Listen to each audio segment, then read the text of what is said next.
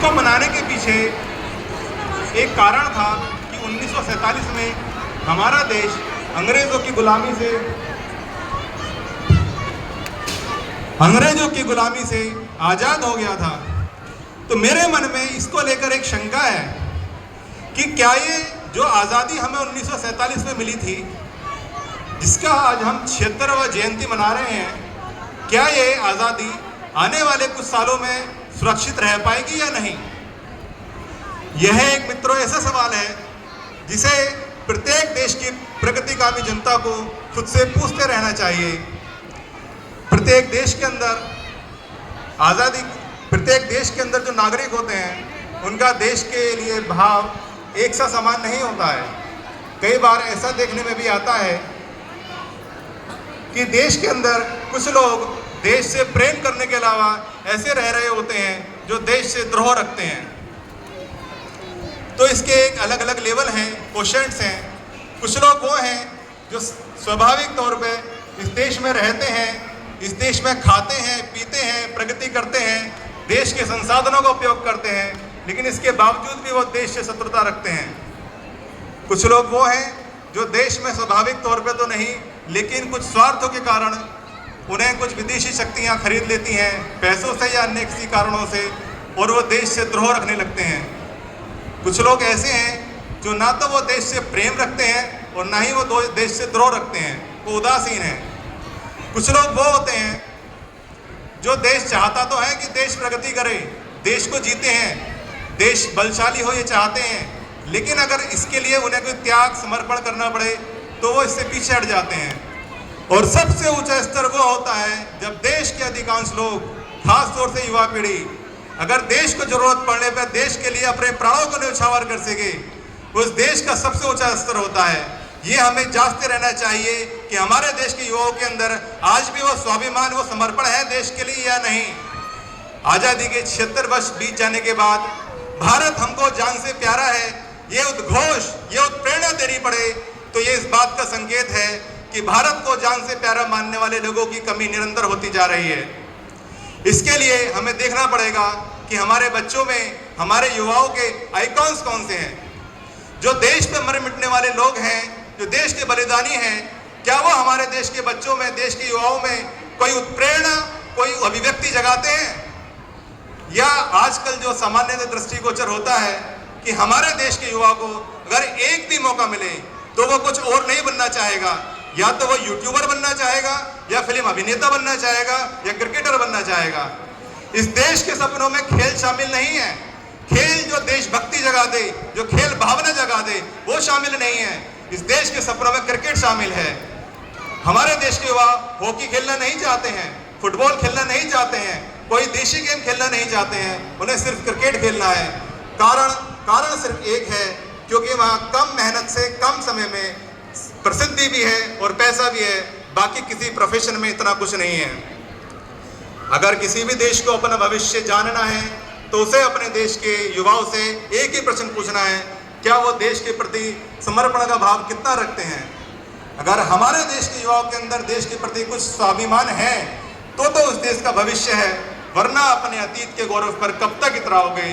देखना ये है भविष्य कैसा है। और ये इस बात पर डिपेंड करता है कि जो भारत के ऊपर बलिदान होने वाले लोग, चाहे वो चंद्रशेखर आज़ाद रहे हों, चाहे वो सरदार भगत सिंह रहे हों, चाहे वो नेताजी सुभाष चंद्र बोस रहे हों, कि वो हमारे देश के युवाओं में कोई उत्प्रेरणा, कोई स्फूर्ति पैदा करते हैं या नहीं, या उनके आइकन कोई फिल्म अभिनेता है। आज जो हमने अपने बच्चों के सामने, युवाओं के सामने जो आइकॉन्स रखे हैं, वो हमने गलत रखे हैं, सही आइकॉन्स नहीं रखे हैं। चाहे हम कितनी प्रगति कर लें, देश की चौड़ी चौड़ी सड़कें, देश की बड़ी बिल्डिंगें, देश की शॉपिंग मॉल्स, देश की उपजाऊ भूमि, ये देश के असली विकास का लक्षण नहीं होते हैं। देश के असली विकास के लक्षण इस बात पर डिपेंड करती है कि देश के युवाओं के अंदर देश के प्रति मर मिटने का भाव किस स्तर तक है। मैं आपको एक उदाहरण के माध्यम से इस बात को बताना चाहूँगा।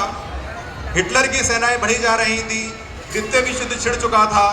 एक छोटा सा देश जो हॉलैंड नाम से फेमस है, उस देश की जो सतह है वो समुद्र से नीची है। तो जहाँ लोगों को डर होता है कि देश के अंदर पानी ना आ जाए, वहाँ पर लोग बांध बनाकर रहते हैं। तो वहाँ के लोगों ने निर्णय लिया कि हम मर जाएंगे लेकिन हिटलर की गुलामी बर्दाश्त नहीं करेंगे। उन लोगों ने एक निर्णय लिया कि जहाँ जहाँ से हिटलर की सेनाएं हमारे देश में अटैक करेंगी वहाँ से वहाँ के लोग बांध खोल देंगे, हम भी बह जाएंगे, हिटलर की सेनाएं भी बह जाएंगी। ऐसा सिर्फ 2 बार हुआ और हिटलर को पहली बार इतिहास में अपनी फौजों को यह आदेश देना पड़ा कि वो अपने कदम वापस खींच लें। तो हिटलर ने अपनी किताब में लिखा कि आज तक मैं समझता था किसी भी देश की ताकत उसकी सैन्य शक्तियों में होती है, उसके फाइटर जेट्स में होती है, उसकी तोपों में होती है, उसकी पिस्तौलों में होती है, लेकिन आज मैं समझा हूं कि किसी भी देश की असली ताकत जो होती है उस देश के नागरिकों में उनके मर मिटने की भावना के ऊपर होती है। मैं आपको बताना चाहता हूं कि सन 1600 में भारत का विदेश व्यापार में 36% का हिस्सा था और जो मुर्शिदाबाद आज जो बांग्लादेश का हिस्सा है वो उस समय कभी भारत का हिस्सा हुआ करता था और वो उस समय के लंदन से कहीं ज़्यादा डेवलप था। लेकिन ये समृद्धि, ये धन दौलत कहाँ चली गई, क्यों नष्ट हो गई? इसका कारण सिर्फ एक ही था, क्योंकि वो आंतरिक शक्तियाँ खत्म हो गई थी जिसके लिए वो हमारे देश को वो बचाए रखने की जरूरत थी, वो सब नष्ट हो चुका था। ओहो, इस देश के अंदर वीरता की कमी नहीं रही है। आचार्य सत्यकेतु विद्यालंकार पेरिस यूनिवर्सिटी से डीलिट में हिस्ट्री करने के बाद वो वहीं प्रोफेसर हो गए। वो एक विचित्र सवाल उठाते हैं। वो कहते हैं कि भारत देश के इतिहास की जो वीरता है वो विश्व के किसी और इतिहास में नहीं मिलती है, इसकी तुलना नहीं की जा सकती है। चूड़ावत सरदार अपने युद्ध में जा रहा था, उसकी नई नई शादी हुई थी, तो जो उसकी पत्नी है हाड़ा रानी, वो उसे कहती है कि आपको युद्ध में जाना है, लेकिन वो जाते जाते हिचक रहा है। वो कहता है कि पहले भी बहुत से सरदार हुए हैं और भी सरदार हुए हैं, उन्हें भी युद्ध में जाना चाहिए, मैं अकेला कब तक युद्ध लड़ूंगा। लेकिन उसकी पत्नी उसे बलपूर्वक प्रेरणा देकर भेजती है। लेकिन कुछ दूर जाने के बाद वो सरदार कहता है कि पता नहीं युद्ध में मैं जीवित रहूं या ना रहूं। वो संदेशवाहक से कहता है कि घर पर जाइए और मेरी पत्नी से एक निशानी लेकर आइए। जब संदेशवाहक घर पर उसकी पत्नी के पास जाता है और वो कहता है कि सरदार ने आपकी एक निशानी मंगाई है, तो हाड़ा रानी समझ जाती है कि मेरे पति का जो उत्साह है, जो विश्वास है, वो कम हो रहा है, वो पूरे संकल्प से युद्ध नहीं लड़ेगा। तो वो एक संकल्प लेती है और वो तलवार उठाती है और अपनी गर्दन को अलग कर देती है।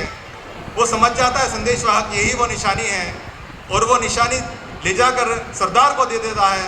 और उसके बाद जो चूड़ावत सरदार ने जो युद्ध लड़ा है, इतिहास साक्षी है, उस अकेले सरदार ने ना जाने कितने विदेशी हमलावरों का सर काट दिया। तो इस देश की वीरता के अंदर कमी नहीं है। ना जाने ऐसी अनगिनत कहानियां हैं जिनको मैं आपके सामने बताना चाहूँ तो बहुत समय लग जाएगा, लेकिन समय की सीमाएं हैं। मैं आपके सामने अपनी बात खत्म करने से पहले एक गीत की 8 पंक्तियां रखना चाहता हूँ, उसके बाद मैं अपनी बात खत्म करता हूँ।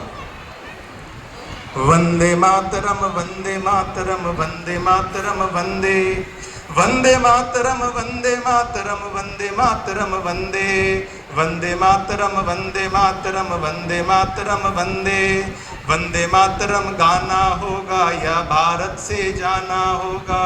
वंदे मातरम गाना होगा या भारत से जाना होगा। जो भारत को माता समझे, जो भारत को माता समझे, उसका यही ठिकाना होगा। वंदे मातरम वंदे मातरम वंदे मातरम वंदे मातरम। भारत की है भारत भूमि, भारतवासी राज करेंगे। पेट में जिनके दर्द उठेगा उनका सही इलाज करेंगे। कड़वी दवा को खाना होगा, कड़वी दवा को खाना होगा। वंदे मातरम गाना होगा। वंदे मातरम वंदे मातरम वंदे मातरम वंदे मातरम। जिस मिट्टी का अन्न खाते हैं गैर देश के गुण गाते हैं। जिस मिट्टी का अन्न खाते हैं गैर देश के गुण गाते हैं। हिंदी संस्कृत से डरते हैं, उर्दू अरबी अपनाते हैं। राज इन्हें समझाना होगा, राज इन्हें समझाना होगा। वंदे मातरम गाना होगा। वंदे मातरम वंदे मातरम वंदे मातरम, वंदे मातरम। भारत माता की